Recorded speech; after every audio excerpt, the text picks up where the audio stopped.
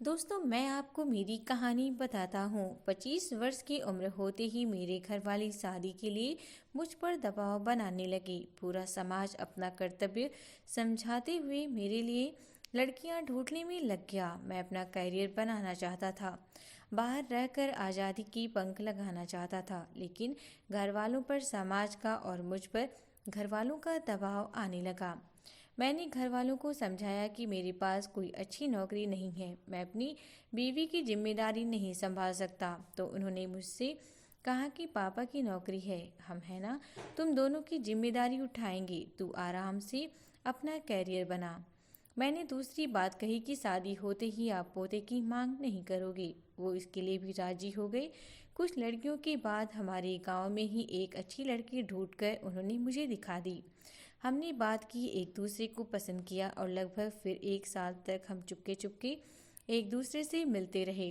तोहफों का आदान प्रदान होता रहा। गांव की सोच थोड़ी पुरानी होती है। समाज की आंखों में ये प्रेम वाली बात खटकने लगी। अब वो इन बातों को लेकर ताने कसने लगी। मेरी मंगेतर भी थोड़ी दुखी हुई। हम दोनों को शादी की कोई जल्दी नहीं थी, हमें तो आनंद आ रहा था। घर वाले दोनों पक्ष हम पर दबाव बना रहे थे, तो मैंने शादी के लिए हाँ कर दी। किस्मत से शादी के तुरंत बाद थोड़ी ठीक ठाक नौकरी भी मिल गई, लेकिन अब घर वाले अपना एक लक्ष्य पूरा कर चुके थे, तो वो अपना अगला लक्ष्य पूरा चाहते थे। जैसा कि उन्होंने वादा किया, उससे मुकरते हुए उन लोगों की दुहाई देने लगे कि जिनके बच्चे हो चुके थे।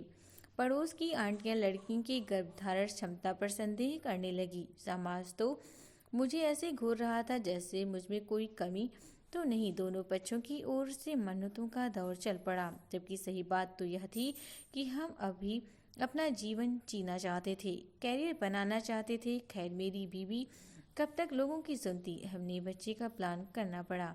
खुशी खुशी हमने घर वालों को पोते का तोहफा दिया। घर वालों ने दबाव बनाकर अपना एक और लक्ष्य पूरा कर लिया। अब घर वालों ने नया लक्ष्य बनाया है कि जल्द में सरकारी नौकरी में लग जाऊं, लेकिन शर्त यह कि मुझे अब वर्तमान नौकरी करते हुए ये तैयारी करनी होगी ताकि मैं उन पर आर्थिक बोझ ना बनूं। जैसा कि हमारी जिम्मेदारी संभालने का वादा उन्होंने किया था, वो मुकर चुके हैं। ऐसा लगता है कि वो हम पर हंसते हुए कह रहे हो कि हमने तुम्हें मूर्ख बनाया, तुम ही बेवकूफ़ थे जो हम पर विश्वास किए। सास बहू के झगड़े का दौर चल पड़ा। मम्मी पापा अपनी हर बात मनवाना चाहते हैं। आधी तनख्वाह घर पर देने के बावजूद बाकी की आधी तनख्वाह के लिए मैं ताने सुनता हूँ। मैं कुछ बोलूँ तो इमोशनल ब्लैकमेल किया जाता है। कई बार मैं और वाइफ अकेले होते हैं। घूमने जाने, मजे करने, छुट्टियां मनाने तो दूर की बात है, और कभी कभार फिर भी एक बच्चे की डिमांड उनके मुंह से निकल जाती। तो मेरे पास अब बहुत सारी जिम्मेदारियां हैं। अपनी बीवी को खुश रखना, अपने माता पिता को खुश रखना, दोनों के झगड़ों को सुलझाना, नौकरी भी करना, पैसों के लिए अतिरिक्त काम भी करना, अपने बच्चे के सामने हमेशा खुश रहना ताकि वो अच्छे संस्कार हासिल कर सके, सरकारी नौकरी हासिल करना, और हो सके तो इसके बाद घर वालों के दबाव में एक और बच्चा करना, जो कि मैं कभी नहीं चाहता। दोस्तों, मैं आपसे बस इतना ही कहना चाहता हूँ कि आज्ञाकारी होना फालतू बात है। अपने समाज और माता पिता की बातों में ना आए। उनके पास थोड़ी संपत्ति है, बाकी सब मात्र आपसे अपेक्षाएं ही रखते हैं जो कभी खत्म नहीं होती। अपनी बुद्धि से सोचें, विरोध करें और अपने मन का ही करें।